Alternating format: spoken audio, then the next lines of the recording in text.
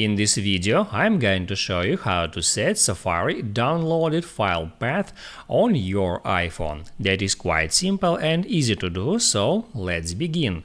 And first, open up Settings and then scroll down until you find Safari.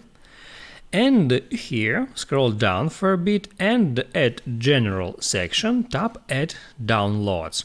Here you can select Store Downloaded Files Path. By default, it's set to On My iPhone, and you can here check mark iCloud Drive to save all downloads to your iCloud Drive.